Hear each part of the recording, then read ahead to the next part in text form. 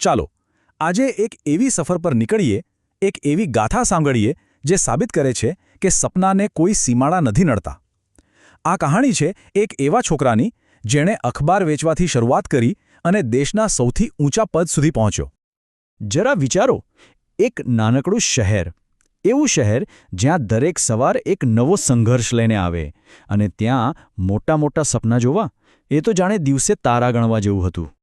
અને બસ એ જ શહેરમાં એક બાળક હતો, રોજ સવારે ઘરે ઘરે અખબાર નાખતો. શા માટે? બસ પરિવારને 2 ટંકનું ભોજન મળી રહે એ માટે. એની આંખોમાં તો આખું આકાશ સમાયેલું હતું, પણ પગ તો જમીનની કડવી વાસ્તવિકતા સાથે જકડાયેલા હતા.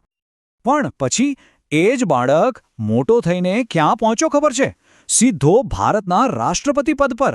હા, આપણે વાત કરી રહ્યા છીએ ડૉક્ટર એપીજે અબ્દુલ કલામની. ચાલો એમની આ અવિશ્વસનીય સફરને આપણે નજીકથી જાણીએ. તો એમની કહાણી શરૂ ક્યાંથી થાય છે? ચાલો જઈએ એમના બાળપણમાં, છેક દક્ષિણમાં આવેલા રામેશ્વરમના એ દરિયા કિનારે, જ્યાં એક નાનકડા બાળકની આંખોમાં આખું આકાશ આંબવાના સપના ઘડાઈ રહ્યા હતા. તારીખ હતી 15 ઓક્ટોબર 1931. જગ્યા રામેશ્વરમ. એક સાવ સામાન્ય ગરીબ પરિવારમાં એમનો જન્મ થયો. બાળપણ તો જાણે સંઘર્ષની ભઠ્ઠીમાં જ પસાર થયું. પરિવારને મદદ કરવા માટે અખબાર પણ વેચવા પડ્યા. પણ મજાની વાત એ છે કે આ બધી મુશ્કેલીઓ એમની હિંમતને તોડી ન શકી. એમનું તો એક જ સપનું હતું, પાયલટ બનવું અને વાદળોની પેલે પાર ઉડી જવું. જોકે પાયલટ બનવાનું એમનું સપનું તો પૂરું ન થયું. પણ કહેવાય છે ને કે કુદરત પાસે આપણા માટે એનાથી પણ મોટી યોજના હોય છે. એમણે એક એવી ઉડાન ભરી જેણે કોઈ એક વિમાનને નહીં પણ આખા દેશના ભવિષ્યને આકાશની બુલંદીઓ પર પહોંચાડી દીધું. અને અહીંથી જ શરૂ થાય છે એમની એક વૈજ્ઞાનિક તરીકેની સફર. અને એમના આ જ જબરદસ્ત કામને કારણે જ દેશ એમને એક ખાસ નામથી ઓળખે છે, the missile man of India. કેમ? કારણ કે ઇસરો અને DRDOમાં એમના નેતૃત્વ નીચે જ ભારતે ડિફેન્સ ટેકનોલોજીમાં એટલી મોટી છલાંગ લગાવી જેની કોઈએ કલ્પના પણ નહોતી કરી. એમના લીડરશિપની તો વાત જ શું કરવી. આજે આપણે જે અગ્નિ અને પૃથ્વી મિસાઇલની વાત કરીએ છીએ ને, એની પાછળનું મુખ્ય ભેજું ડૉક્ટર કલામનું જ હતું. એમણે જ ભારતને સંરક્ષણ ક્ષેત્રે આત્મનિર્ભર બનાવ્યો અને દુનિયાના નકશા પર ભારતને એક નવી, મજબૂત ઓળખ અપાવી. તો આટલી બધી મહેનત, આટલો બધો જુસ્સો આવતો ક્યાંથી? એનો જવાબ એમના જ એક વિચારમાં છુપાયેલો છે. એમનું કહેવું હતું, સપના એ નથી જે તમે ઊંઘમાં જુઓ છો, સપના તો એ છે જે તમને ઊંઘવા જ ન દે. બસ આ જ ફિલોસોફી પર એમને આખું જીવન જીવી બતાવ્યું. સાયન્સની દુનિયામાં તો એમણે શિખરો સર કરી લીધા, પણ એમની સફર અહીં અટકી નહીં. હવે એક એવા મુકામ પર પહોંચ્યા જ્યાં એ માત્ર એક વૈજ્ઞાનિક ન રહ્યા, પણ કરોડો ભારતીયોના દિલ પર રાજ કરનાર પીપલ્સ પ્રેસિડેન્ટ એટલે કે લોક રાષ્ટ્રપતિ બન્યા. હા, વર્ષ 2002થી 2007 સુધી તેઓ ભારતના 11મા રાષ્ટ્રપતિ રહ્યા. પણ રાષ્ટ્રપતિ ભવનની એ ભવ્યતા અને ઊંચી દિવાલો એમની સાદગીને જરાય બાંધી ન શકી. જરા કલ્પના કરો, એક તરફ પ્રોટોકોલ અને ઔપચારિકતા, અને બીજી તરફ ડૉક્ટર કલામ, જે પોતાની સાથે લાવ્યા સાદગી અને લોકો માટેનો પ્રેમ. એમનું ફોકસ રાજકારણ પર ક્યારેય નહોતું.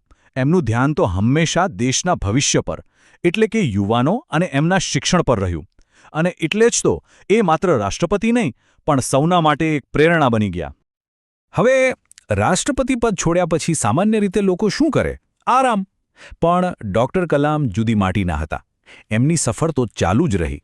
એ પાછા ફર્યા એમના સૌથી પ્રિય કામ તરફ, ભણાવવા અને દેશના યુવાનોને સાચો રસ્તો બતાવવા. એમણે લખેલા પુસ્તકો, વિંગ્સ ઓફ ફાયર હોય કે ઇગ્નાઇટેડ માઇન્ડ્સ, આજે પણ લાખો યુવાનો માટે પ્રેરણાનો સ્ત્રોત છે. પોતાના વિચારો અને પુસ્તકો દ્વારા એમણે દેશ માટેનું પોતાનું વિઝન, ઇન્ડિયા 2020, સૌની સામે મૂક્યું. જો જીવનની શરૂઆત થઈ 1931માં રામેશ્વરમથી અને અંત આવ્યો 2015માં શિલોંગમાં. પણ જે રીતે એમણે વિદાય લીધી એ પણ એમના જીવનની જેમ જ એક મોટો સંદેશો આપી ગઈ. તારીખ હતી 27 જુલાઈ 2015. એ શિલોંગમાં સ્ટુડન્ટ્સને લેક્ચર આપી રહ્યા હતા અને બસ એ જ ક્ષણે પોતાનું સૌથી પ્રિય કામ કરતાં કરતાં જ એમણે આ દુનિયાને અલવિદા કહી દીધું. જ્ઞાન વહેંચતા વહેંચતા જ વિદાય. આનાથી મોટી એક સાચા શિક્ષકની વિદાય બીજી કઈ હોઈ શકે? તો ડૉક્ટર કલામ આજે ભૌતિક રીતે આપણી સાથે નથી એ સાચું, પણ શું એ ખરેખર ગયા છે? ના, એમના વિચારો, એમનો વારસો એ તો આજે પણ દરેક ભારતીયના દિલમાં જીવંત છે. તો પછી સવાલ એ થાય છે કે ડૉક્ટર કલામનો અસલી વારસો છે શું?